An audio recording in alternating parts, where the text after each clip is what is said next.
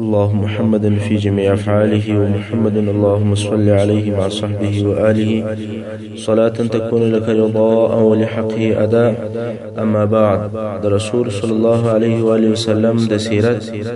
وشپیتمه برخه. په تیره برخه کې مو د بني مستلق د غزا بیان تر دې ځای رسولی و چې رسول صلی الله علیه وسلم ته د ابی د زوی منافق هغه ناوړه او بدې خبرې ورسېدلې، نو رسول صلی الله علیه وسلم لشکر په بارېدلو امر کوي. اوس نو لشکر تک کوي، مګر بیا هم هغه د ابی د زوی خبر کرار په مسلمانانو کې نشریدی، او رسول صلی الله علیه وسلم د دې لپاره چې په خلکو کې فتنه نشي جوړه امر یې وکړي چې تک ته دوام ورکړي. دغه ورځ ټوله تر ماښامه پورې تک کوي، بې له لمانځه بل د هیڅ دپاره نه درېږي. شپه هم تر سهاره په تک باندې تېره کړه. په دغه سبا ورځ هم پسې رهیدي، تر څو چې لمر ډېر په عذاب کړ. نو رسول صلی الله علیه وسلم د لشکر په اړولو باندې امر وکړي چې اوس نو د استراحت لپاره واړوي. خلک مځکې ته لا نه ول رسېدلي چې د ډېرې ستړیا په سبب باندې بیده شول، او رسول صلی الله علیه وسلم دا کار د دې لپاره وکړي چې خلک د ستړیا او د خوب په سبب خبرو کولو ته نشي فارغه. اوس چې د ابی زوی منافق په دې خبر شو چې زید ابن ارقم و رسول صلی الله علیه وسلم ته د خبرې رسولې دي، نو رسول صلی الله علیه وسلم ته ورغلی او په الله سره قسمونه یادوي چې دغه خبرې چې چا تا ته کړي دي ما هیڅ کله هغه نه دي کړي. او ځینې انصار چې هلته حاضر ول هغه هم وویل یا رسول الله، شاید چې دغه هلک په خبرو کې خطا وتلی وي او هغه خبرې یې نه وي درته کړي کومې چې عبدالله ابن ابی تا ته کړي دي، یعنی ممکن چې دغه زید ابن ارقم درواغ درته ویلی وي. رسول صلی الله علیه وسلم هم د منافق عبدالله خبرې او قسمونه ومنل. زید ابن ارقم رضی الله عنه وایي زه دونه غمجن شوم چې دغه په مثل هیڅ وخت نه وم غمجن شوی، ځکه د مسلمانانو په مابینځ کې په درواغجن سره معرفي او مشهوره شوم. نو وایي د خپل ځان ځای سره او د خپل خیمې څخه نه راوتم، ډیر شرمېدم، تر څو چې الله جل جلاله د المنافقون سورت نازل کړي او په هغه کې په ډیر آیاتو باندې دغه د منافقانو رسوایی ښکاره کړه چې الله جل جلاله د سورت منافقین په 9 نمبر او 8 نمبر آیات کې فرمایي: اعوذ بالله من الشیطان الرجیم. هم الذين يقولون لا تنفقوا على من عند رسول الله حتى ينفضوا. دغه منافقان هغه کسان دي چې خپل ملګرو ته وایي نفقه او خپل مالونه هغه کسانو ته مور کوي چې د رسول صلی الله علیه وسلم سره دي، یعنی هغه غریب مهاجرین هغه ته شی مو ورکوي. دا د دې لپاره چې دغه د رسول صلی الله علیه وسلم ملګری سره متفرق سي او سره وپاشل سي، ایوي او بل خواته ولاړ سي. مګر الله جل جلاله په فرمایي: ولله خزائن السماوات والارض ولكن المنافقين لا يفقهون. خود اسمانو او مځکې خزانه خاص الله لري دي، مګر منافقان د الله پر رضاقیت باندې نه پوهیږي. دغه احمقان او ناپوه منافقان په دې هم نه پوهیږي چې د ټولو خزانو که په مځکې کې او که په اسمانو کې وي د الله جل جلاله په واک او په اختیار کې دي، او الله جل جلاله یې مالک دی، رزاق او رازق دی جل جلاله دی. دا چې هر څوک مال لري هغه ته الله جل جلاله ورکړی دی، خو غریبان هم وجنې دي پرېږي. او بیا الله جل جلاله فرمایي: يقولون لئن رجعنا إلى المدينة ليخرجن الأعز منها الأذل. منافقان وایي کچېرې موږ بیرته مدینې منورې ته ولاړ شو نو خامخا به هغه ډېر عزتمن خلک چې کافران او منافقان دي د دوی په قول باندې دا ډېر خوار او ذلیله خلک چې مؤمنان او مهاجرین دي د مدینې څخه به وباسي. مګر الله جل جلاله فرمایي: ولله العزة ولرسوله وللمؤمنين ولكن المنافقين لا يعلمون. یعنی عزت خاص الله لري او رسول الله لري او مؤمنان لري، مگر منافقان د رب العزت په عزت نه پوهیږي. زید ابن ارقم رضی الله عنه وایي رسول صلی الله علیه وسلم ماته یو څوک راولېږي،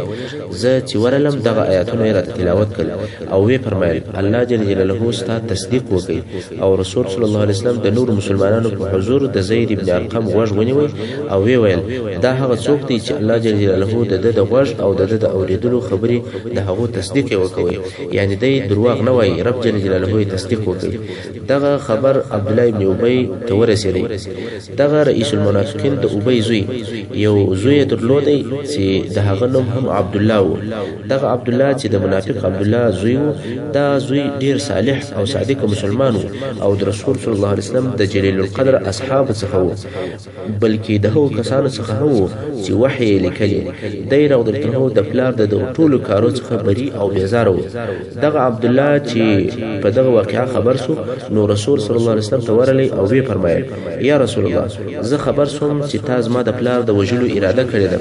که تا د دې کار اراده کړې وي نو پر ما امر وکړه، په والله سر مې درته راوړ. زه پر دې بیریږم چې ته به بې له ما په بل څوک په دې کار باندې امر کې،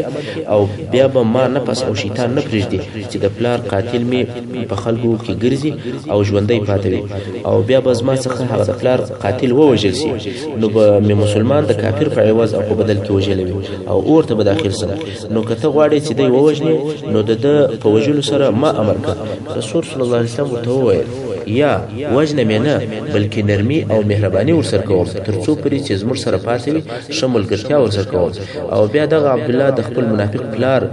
عبدالله ابن ابي په لار کې ودرېدی او د هغه پر ځیګر یې توره ورکښېښوله. ول والله وژنم دې، ته به مدینې ته نسې راڅخه داخل، او نه به دې مدینې ته پرېږدم تر څو چې رسول صلی الله علیه وسلم اجازه نه وي درته کړې، او دا اقرار ونه کړې چې ته ذلیل او محمد صلی الله علیه وسلم عزیز او عزتمند دی. کله چې منافق عبد الله ولیدل چې زوی جدي دی، دغه خبرې په رښتیا کوي او د د وژلو قصد یې کړی دی، نو ځای پر ځای ودرېدی او حرکت نه کوي. څو رسول صلی الله علیه وسلم ته خبر ورسېدی چې عبد الله خپل پلار نه پرېږدي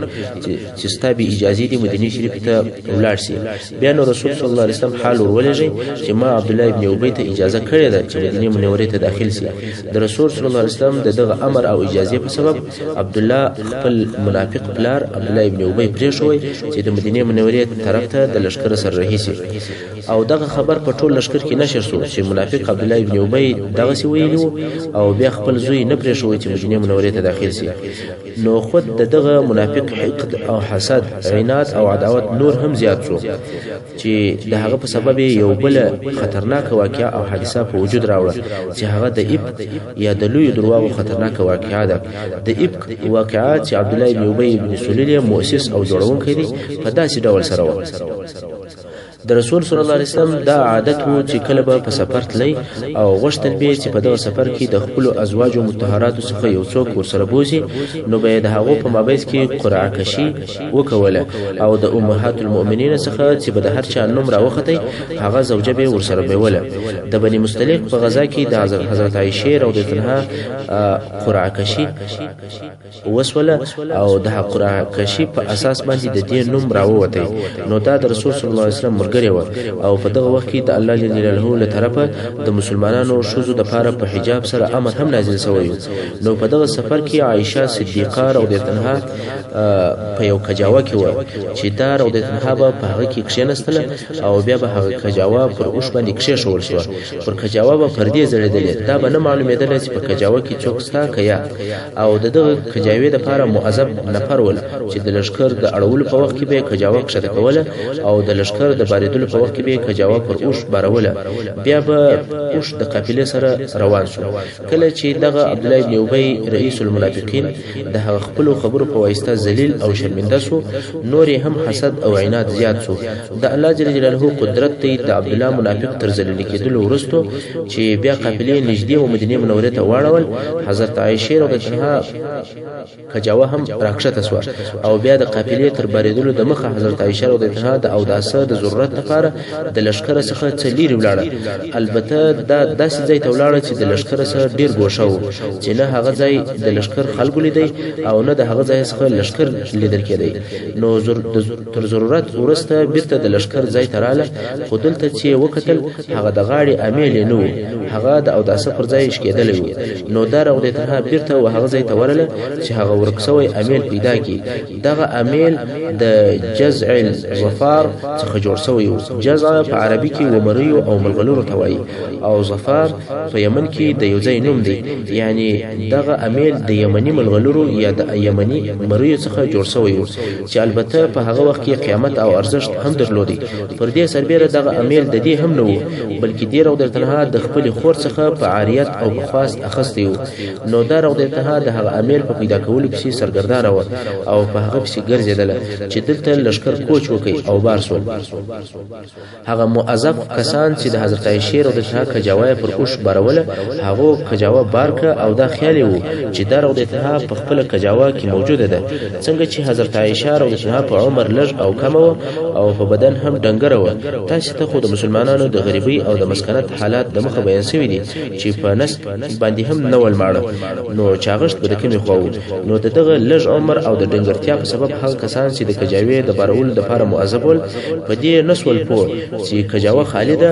او که یو څوک پکښې کې دي او دغه رقم کچيري دغه موظف نفر چې د کجاوي بارول کول کچيري دا یو یا دوه نفر وای نو بیا د کجاوي خالیواله ورمالمدي، مګر هغه نفر هم زیات ول د نسوي حسولې چې کجاوا خالده او ک څوک پکښې کړي. کله چې حضرت عائشه رضی الله عنها خپل امیل پیدا کړي او بیر تراله لشکر تللی و، دی رضی الله عنها قصد وکړي چې دا باید چې پر دغه ځای پاتې شي او هر وخت چې لشکر کوشي چې دا نسته بیرته ودغه ځای ته پیرازي. حضرت عائشه رضی الله عنها وايي چې زه دالته په انتظار باندې کښینستم خو برا باندې غالب سو او بيد سو. دا نو دالته بيد پرېږده. اوس د رسول صلی الله علیه وسلم عادت دا و چې همیشه به د قافلې یا د لشکر تر شا یو نفر پرې شوی چې دغه نفر به تر قافلې شو ورسته پیرارهي و او د قافلې تر شا به اړول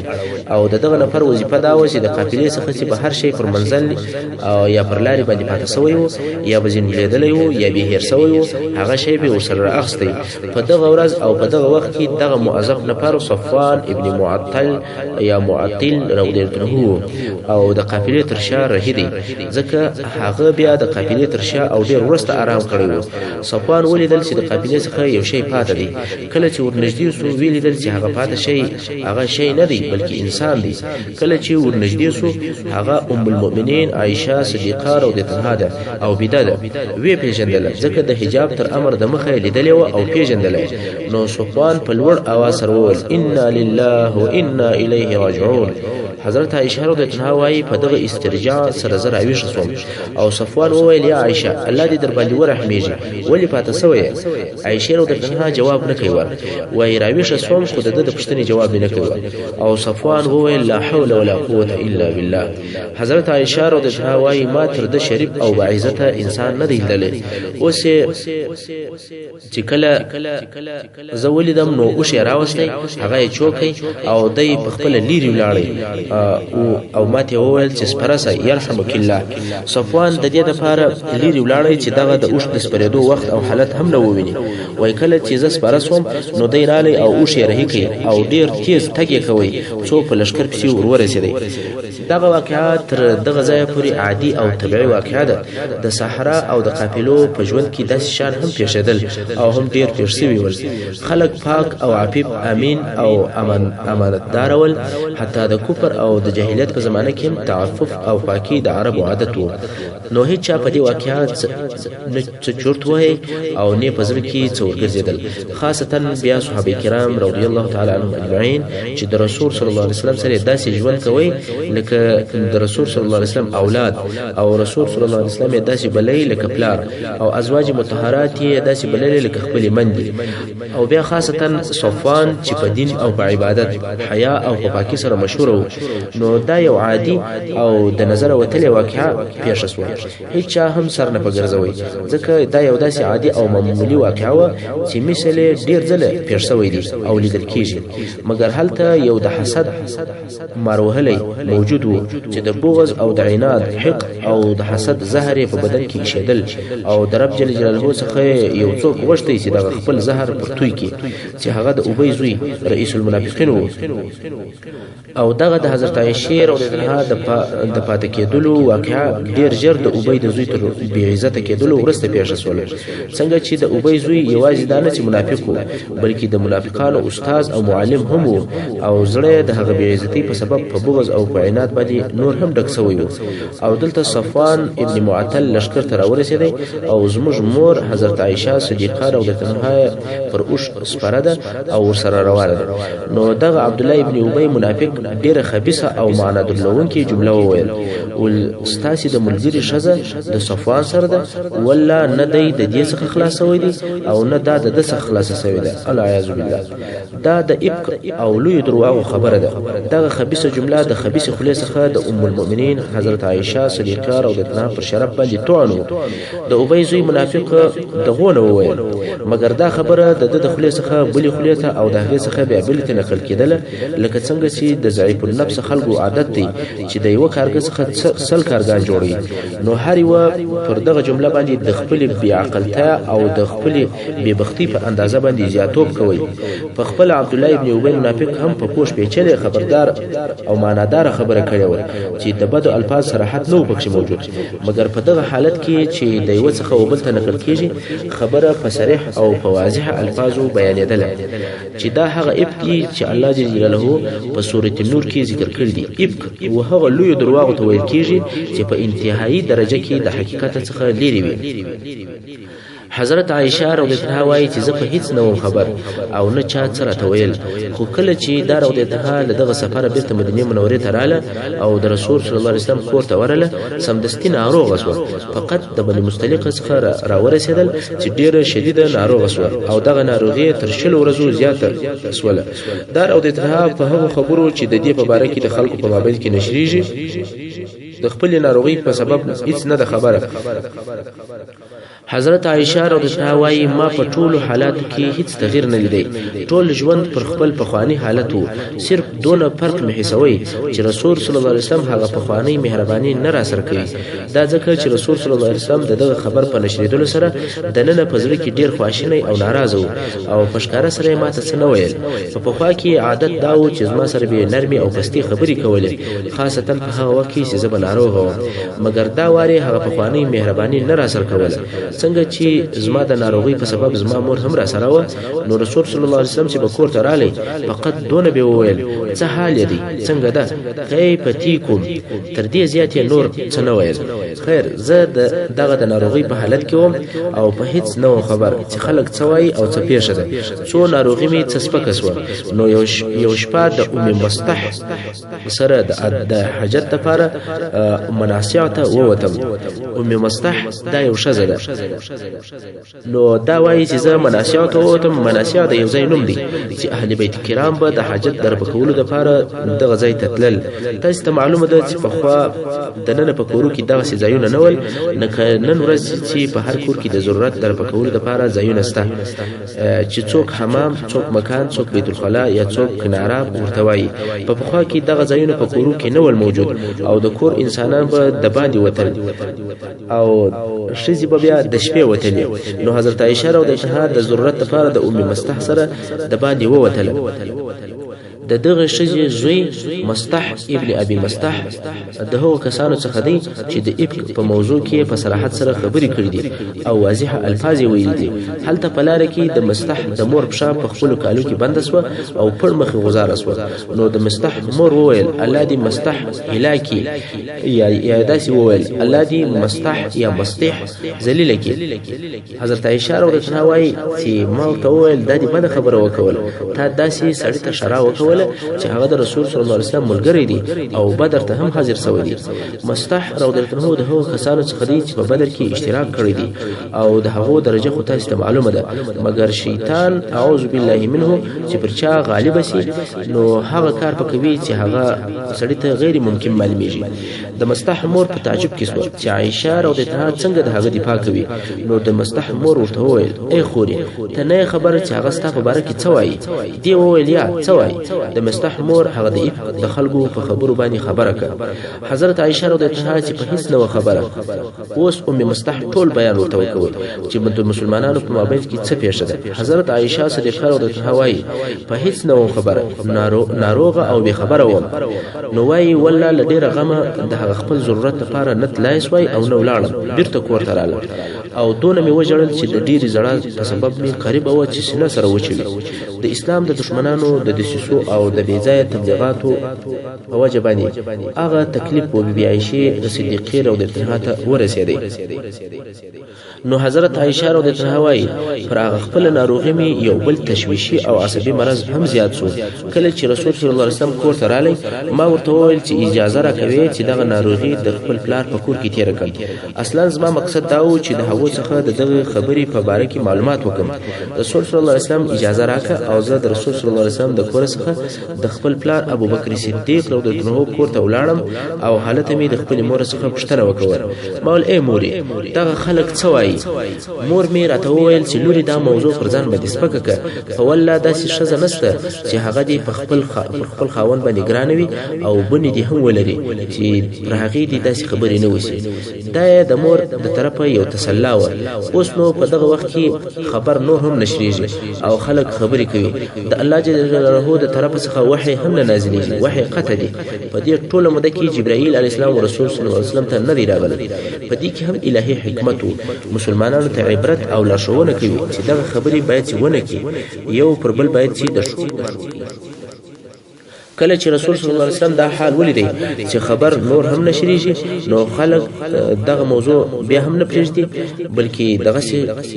خبرو باندې او پر دغه خبره باندې نور هم جرأت او دلاوري پیدا کوي. نو رسول صلی الله علیه وسلم یو ورځ خلک سره راټول کړل او رسول صلی الله علیه وسلم منبر ته وختي په خطبه ویلو شروع وکړه. د خبرو په جمله کې دا وویل چې څه سبب دی چې ځینې خلک ما په خپل کورنۍ کې ازاروي او قسم په الله ما په دوی کې یعنی په خپل اهل کې بل خیر بل څه نه دی لیدلی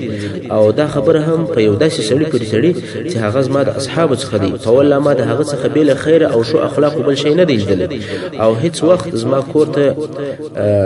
یوازې نه دی تللی مګر زما په ملګرتیا یعنی هیڅ وخت بل ما یوازې د زما کور ته نه دی ورغلی او دا امکان نه لري چې زما په حضور دي داسې شي پیښ شي. دلته نو اسید ابن حذیر رضی الله عنه چې د اوس د قبيله مشر او رئیس وو ولاړ شو. دا خو درته معلومه ده چې د افک د مسلې مؤسس او جوړونکی عبد الله ابن ابي منافق وو او هغه د خزرج د قبيله وو او اسید ابن حذیر بیا د اوس د قبيله مشر دی. کله چې سعد بن معاذ وفات شو او شهید شو نو اسید رضی الله عنه د اوس د قبيله مشر وټاکل شو. نو اسید رضی الله عنه ولاړ شو او ویل یا رسول الله دا سړی چې تا ازاروي کله اوس د قبيله څخه وي موږ یې چاره کوو او کچيري زموږ د ورونو د خزرج د قبيله څخه وي نو ته امر راته وکړه. قسم په الله دا سړی د دې لایق دی چې غاړه په تور ووهل شي یعنی هغه څوک چې ستا په شرف کې خبرې کوي هغه باید چې ووژل شي. د اسید رضی الله عنه د خبرو په مقابل کې سعد ابن عباده رضی الله عنه چې د خزرج د قبيله رئیس وو هغه ولاړ شو او ویل والله ته دروغ وایې هیڅ وخت غاړه نه پرې کېږي. په والله تا دا خبره نه کوله مګر ته پوهېږې چې دغه نفر د خزرج څخه دی ځکه ټول خلکو ته دا معلومه ده چې د دې خبرې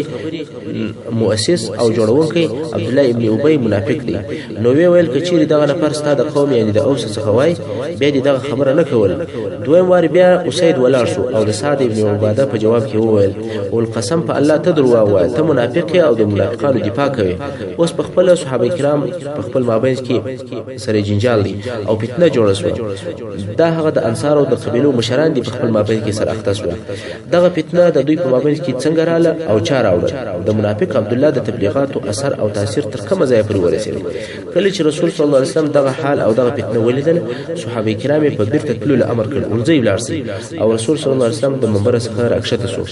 رسول صلی الله علیه وسلم غوښته چې د دوی سره مشوره وکړي او دغه خبره پای ته ورسي خو هغه خبره نور هم تر اندازې زیاته اوږده شوه او نور هم توده شوه چې د انصارو په خپل مابین کې د شر پیښېدلو امکانات منځته راغلل. قریبه و چې د مسلمانانو په مابین کې شر پیښ شي. اوس رسول صلی الله علیه وسلم فکر کوي چې څه باید وکړي. نو د رسول صلی الله علیه وسلم هغه نږدې قریبان او نږدې د خپل اهل بیت څخه یو څو نفر راوغوښتل چې یوې اسامه ابن زید رضی الله عنه راوغوښتي، ځکه د اسامه پلار چې زید ابن حارثه د رسول صلی الله علیه وسلم د زوی په درجه کې و. یو خو د رسول صلی الله علیه وسلم په کور کې لوی شوی او تربیه شوی او بل تر اسلام د مخه په زویواله نبی اسلام دین ولې. نو اسامه ابن زید د رسول صلی الله علیه وسلم د کور سړی و او پر رسول صلی الله علیه وسلم ډیر ګران و او پر باور پر درلودي. او بل حضرت علی رضی الله عنه راوغوښتي چې دوی دوه سره یو ځای شول او بیا دې ته وویل چې تاسو په دغه موضوع کې څه فکر کوئ، دا څنګه حالات پیښ دي. اسامه ابن زید رضی الله عنه ډیره واضحه او مستقیمه خبره وکوله، ولیا رسول الله ته خپل اهل شدر معلوم دي او موږ هم ستا اهل پیژنو، د هغه په باره کې بیل شواله بل هیڅ شی موږ نه لیدلې دي او نه په خبر یو. دغه خبرې ټولې درواغ دي او دا سوچا جوړ شوی درواغ دي. دې درواغ ته غوږ منیسه او په دې چرت مخربوه. د اسامه رضی الله عنه د ټولو خبرو مقصد دا و چې یا رسول الله ته په دې خبرو هیڅ مخواشنه کېږي او مخ خپه کېږي او مخ غوږ پرنيسه. حضرت علی رضی الله عنه ویل یا رسول الله شذ ډیر دي، یعنی کدلته تا ته کوم مشکل پیښ وي تا ته د دې سره ژوند کول ضروری او لازمي نه دي، مګر د عدل او د انصاف په سبب د هغه خادمي او منځ معلومات او پوښتنه وکوه کما چې د حضرت عائشه رضی الله عنها سره ژوند کوي، ځکه خادمه همیشه د هغه سره حاضر وي او په تماس کې وي. که کوم شی موجود وي هغه باید په خبره وي، نو د هغه څخه پوښتنه وکړه، هغه به حال درته وایي. رسول صلی الله علیه وسلم د حضرت عائشه رضی الله عنها خادمه چې بریره نومیدله هغه راوغوښتل او رسول صلی الله علیه وسلم پوښتنه ځینې وکړي. هغه وویل والله بیل شواله می بل هیڅ شی نه دی لیدلی، قسم په الله په هیڅ وخت کې می بدینه د پکښ لیدلی. بیا نو حضرت علی رضی الله عنه ورولار شو، د بریره په وهلو یې شروع وکړ او ویل چې رسول صلی الله علیه وسلم ته رښتیا ووایه. بریره وایي په والله ما هیڅ وخت مدینه د کېدل، مګر یو ورځ ما وړه خشته کړول او بیا می د باندې یو کار درلودی، ما غوښتل چې زه د باندې ولاړ شم. نو می عائشه رضی الله عنها ته وویل پر دغه وړو پام او فکر کوه او زه ولاړم. دی هغه وړه هیر کړول او پسونه راغلی ول او وړه یې خورېدل. په ټول عمر کې می د عائشه رضی الله عنها څخه دغه یو خطا لیدل ده، بل دغه په والله هیڅ بدی او شرم نه لیدل. دلته نو نسبت رسول صلی الله علیه وسلم ته خبره پای ته ورسېدله او د رسول صلی الله علیه وسلم په نسبت باندې قصه واضحه او روښانه شوه، مګر خلک ډېری خبرې کوي او دا خبره پر سړي باندې تاثیر کوي او په خواشینی کیږي او په غمجنېږي. دا حالت نور هم دوام لري. سو یو وخت رسول صلی الله علیه وسلم د حضرت ابوبکر صدیق رضی الله عنه کور ته ورغلی او حضرت عائشه رضی الله عنها ته د تقوا او د دیانت او د توبې خبرې وکړي. حضرت عائشه رضی الله عنها وايي زه په تعجب کې شوم چې نور خلک خو پرېږده، حتی رسول صلی الله علیه وسلم هم پر ما شک لري. رسول صلی الله علیه وسلم ورته وویل یا عائشه ستا په باره کې ما ته دغسې او دغسې ویل سوي دي، که ته بري یې الله به هم تا بري کړي او که چیرې یو ګناه در څخه پېښه سوی وي نو د الله جل جلاله څخه د مغفرت طلب وکړه او توبه ورته وکاږه. که یو انسان په خپل ګناه سره اعتراف وکړي او بیا الله جل جلاله ته توبه وباسي، الله تواب او رحیم دی او د انسان توبه قبلوي. عائشه رضی الله عنها مبارکه وايي کله چې رسول صلی الله علیه وسلم دغه خبره راته وکوله ډېره غمجنه او نا امیده شوم. د ډېرې نا امیدي او د غم څخه مې په سترګو کې اوښکې وچې سوې او خپل مور او پلار ته مې وکتل. دا هغه شدید او سخت او مشکل حالت دی او دا هغه شدید او سخت او مشکله مسله او فتنه ده چې پر ابوبکر صدیق رضی الله عنه د په عمر کې تیر شوی ده، ځکه تعرض پر شرف باندې ډیره سپکه مسله ده. تاسو په هیڅ چې دغه یو میاشت پر ابوبکر صدیق رضی الله عنه څنګه تیر شوی، خو بیا هم په دغه حساسه مرحله کې د صدیق رضی الله عنه صدق او ایمان وځلېدی. هغه دا چې په دغه د ابک په واقعیا کې چې ډیره غمجنه واقعا و او د صدیق رضی الله عنه پر لور باندې چې زموږ مور عائشه رضی الله عنها د هغه باندې لوی درواغ او تهمت وویل شو. یو ورځ سهار حضرت ابوبکر صدیق رضی الله عنه د خپل کور پر بام باندې ناست او د قران مجید تلاوت کوي. په دغه وخت کې د کور د دننه څخه د خپل لور عائشه رضی الله عنها او د هغه د مور ام رومان ژړا واوریدل. درغ درته مبارک هم وجړل او تر سترګو یې اوښکې راتوی شوې او وی ویل والله دا داسې تهمت دی چې نه په جاهلیت کې را باندې ویل شوی دی او نه په اسلام کې او دغه حالت سره چې دا ډیر تریخ حالت وو پوره یو میاشت د شرم او د حیا په سبب د رسول صلی الله علیه وسلم سره او د رسول صلی الله علیه وسلم د عظمت په خاطر د هغه سره هیڅ خبره په دې باره کې نه کول که څه هم دغه موضوع د لور پرې تعلق درلودي او تر د پرې مستقل تعلق درلودي مګر د بیا هم د حیا او د شرم په خاطر هیڅ خبره د رسول صلی الله علیه وسلم سره په دې باره کې نه کول نو حضرت عائشه رضی الله عنها خپل پلار ابوبکر صدیق رضی الله عنه او خپل مور ته وکتل او وی ویل آیا تاسو د رسول صلی الله علیه وسلم جواب نه ورکوي جواب یې وویل رسول صلی الله علیه وسلم وای توبه وکړه دا خدای سي معنا لري لکه ما چې دا کار کړی وي هغه ویل والله موږ نه پوهیږو څه وایو حتی مور او پلار د خلکو د هغه ډیر خبرو په سبب اوس چپ پاتې شول او وایي چې موږ نه پوهیږو چې څه وایو